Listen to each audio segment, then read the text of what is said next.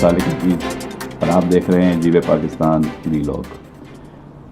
आज आपसे ज़िक्र होगा पाकिस्तान में 5 स्टार होटलों के मालिक सदरुद्दीन हाशवानी और पाकिस्तान के साबिक सदर आसिफ अली जरदारी की लड़ाई का। बज़ाहिर ये कहानी दौलत की लड़ाई है, लेकिन इसके पीछे और क्या क्या अवामिल कारफरमा हैं और ये लड़ाई कब, कैसे, क्यों शुरू हुई और कब, कहाँ, कैसे लड़ी गई और अब इसकी क्या सूरत हाल है, इसके बारे में बात करेंगे। सदरुद्दीन हाशवानी और उनके बेटे का नाम पनामा पेपर्स में भी आ चुका है, लेकिन जाहिर है कि पाकिस्तान के इस बाप बेटे का पनामा पेपर्स के हवाले से हमारे उन लोगों को ना तो कोई तजस्सुस है, ना ही कोई फ़िक्र है जिन्होंने बाकी बाप बेटों से ताल्लुक़ रखने वाले ख़ानदानों का पनामा पेपर्स के हवाले से एहतसाब किया। बज़ाहिर सदरुद्दीन हाशवानी और आसिफ जरदारी की लड़ाई की कहानी एक ऐसी कहानी है जिसमें सदरुद्दीन हाशवानी मौत के बहुत करीब से होकर वापस पलटे हैं। ये उनका दावा है या उनके करीबी लोग कहते हैं, और उन्होंने एक किताब भी लिखी जिसमें उन्होंने इस तरह के वाक़यात का जिक्र करते हुए दावा किया कि कम से कम उनकी ज़िंदगी पर 5 हमले किए गए जिनमें वो बच गए। आइए इसका जिक्र करते हैं कि ये खेल कहानी कब शुरू हुआ। बज़ाहिर 1983 में कराची के हॉलीडे इन होटल के एक डिस्को में एक हंगामा आराई हुई जिसमें कुछ नौजवानों को होटल से बाहर निकाल दिया गया।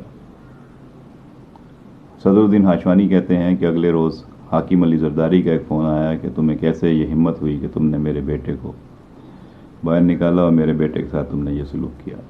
हाशवानी का मौक़िफ़ है कि उन्हें उस दिन पता चला कि जो लड़के हंगामा आराई कर रहे थे, जिनको होटल से निकलवाया गया था, वो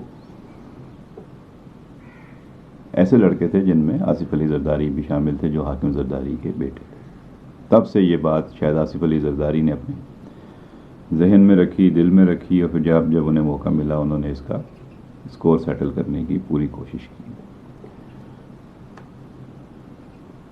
पाकिस्तान के आलमी शोहरत याफ्ता हाशी ग्रुप के चेयरमैन सदरुद्दीन हाशवानी ये लड़ाई क्यों लड़ रहे हैं, कब से लड़ रहे हैं और उन्हें इस लड़ाई में क्या क्या सूरत हाल का सामना करना पड़ा है। लोग पूछते हैं कि क्या ये लड़ाई महज दौलत के लिए है या इसके पीछे कुछ और राज भी छुपे हुए हैं। बज़ाहिर साबिक सदर आसिफ अली जरदारी की हाशवानी से लड़ाई इसके होटलों पर बताई जाती है, लेकिन क्या ये पूरा सच है या सच्चाई कुछ और है। हाशवानी ने अपनी ज़िंदगी की जद्दोजहद पर एक किताब भी लिखी जिससे लोगों को ये लगा कि हाशवानी को नई ज़िंदगी मिली है और वो मौत के मुंह से बच कर निकल आया है। सदरुद्दीन हाशवानी ने जो कहानी सुनाई वो उनकी ज़ुबानी उनकी हद तक तो सच्ची मानी जा सकती है, लेकिन बाहर तौर ये एक अधूरी और यकतरफ़ा कहानी है, क्योंकि ये यकतरफ़ा मौक़िफ़ पर मबनी है। दूसरी तरफ खुद साबिक सदर आसिफ अली जरदारी इस बारे में क्या ख़यालात रखते हैं, उनका मौक़िफ़ क्या है और वो हाशवानी से लड़ाई को किस अंदाज से देखते हैं, ये पहलू अभी तक मंज़र आम पर नहीं आया।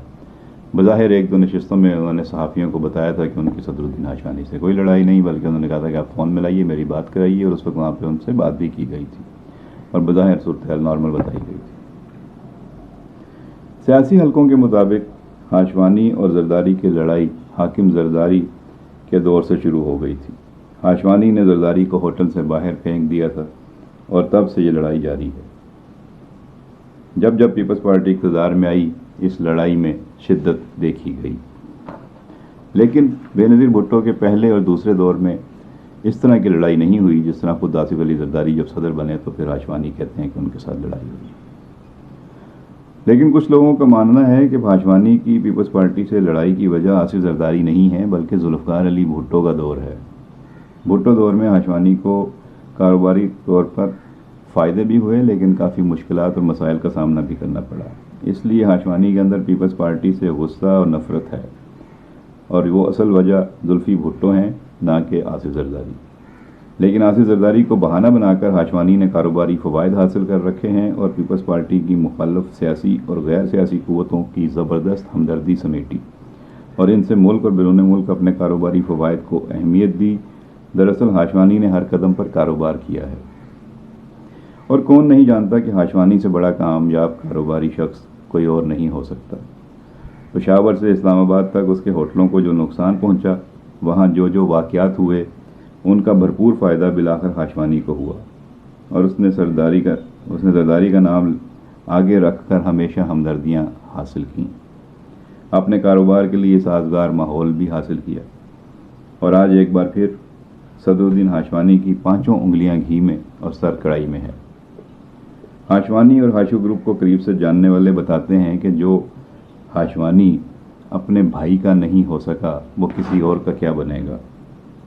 جی ہاں، یہ بات آپ میں سے عام لوگ نہیں جانتے، لیکن جو لوگ ہاشوانی کے معاملات کو سمجھتے ہیں انہیں پتہ ہے کہ ہاشوانی کے خاندان میں بھی جھگڑے رہے ہیں۔ صدر الدین ہاشوانی کا بھائی اکبر آخر تک انصاف مانگتا رہا۔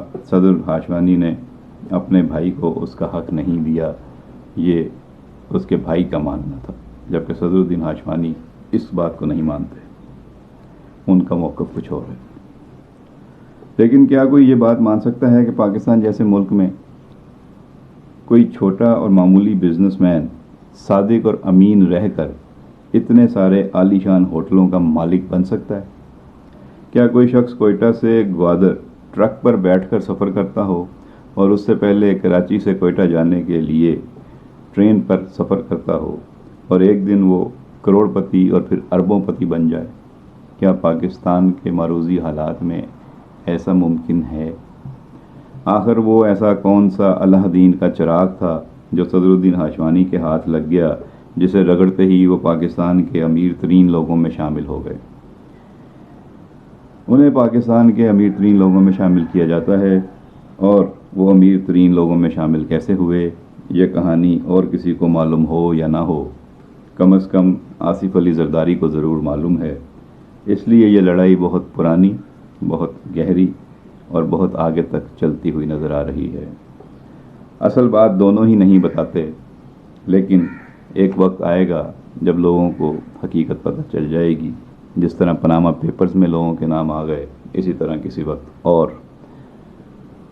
ایسا موقع آئے گا جب حقائق سامنے آ جائیں گے، پتہ چل جائے گا کہ دولت کیسے جمع ہوئی اور لڑائی کیا ہے۔